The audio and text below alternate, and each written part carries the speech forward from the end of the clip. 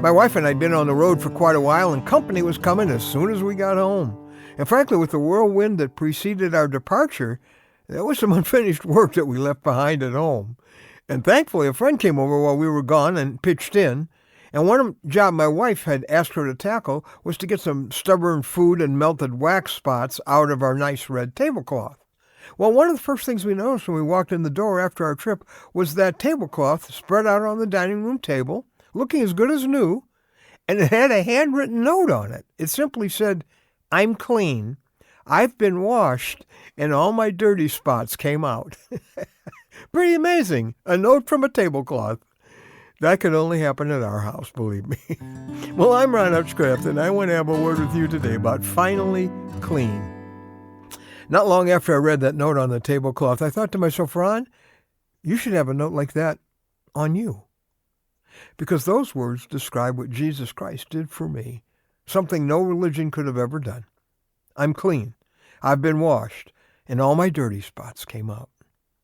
You know, actually, that's a testimony of every person who has ever trusted Jesus to forgive their sins, based on what he did on the cross for them. And you know, it could describe you before this day is over. In 2 Kings 5, beginning with verse 10, our word for today from the Word of God, God tells the true story of a man who was a revealing example of how this dirty to clean miracle works. Naaman is a Syrian military leader who, for all his fame and success, can't do a thing about the terminal leprosy he suddenly developed. And hearing about Elisha, God's prophet, Naaman travels to Israel with his entourage to try to find a cure, and he tries to buy the cure with big money he brings with him, and the man of God won't touch the money. And then, speaking through his prophet, God tells Naaman, "Go wash yourself 7 times in the Jordan, and your flesh will be restored, and you will be cleansed." Well, Naaman's not about to humble himself and bathe in the muddy Jordan River. He tells his servants he should just go home and do it his way. But they urge him to give this strange prescription a try. And here's the outcome. So he went down and dipped himself in the Jordan 7 times, as the man of God had told him, and his flesh was restored and became clean like that of a young boy. Wow. Well, here's the point. If you'll go to the place where God says you can be cured of your terminal sin cancer and do what he says, he'll make you clean. He'll make you new.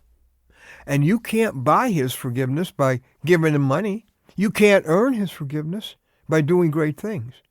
You can only receive his forgiveness by going in your heart to Jesus' cross and throwing yourself on his mercy, his love. He's the only one who can make you clean, because he's the only one who could or would pay the death penalty for all your sin.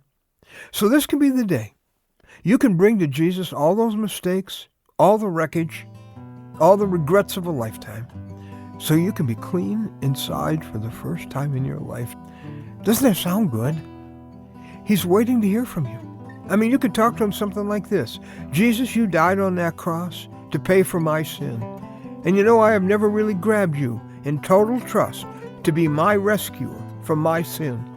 So beginning today, Jesus, I'm pinning all my hopes on you, because I know you're alive. Starting today, Jesus, I'm yours." You know, if you want that new beginning that only Jesus can give you, I urge you to go to our website and just check out there the information from the Bible about how to know you have begun a relationship with Jesus and you belong to him. It's a newstory.com. That's a newstory.com. Pretty good name for it, because maybe that's where your new story could begin.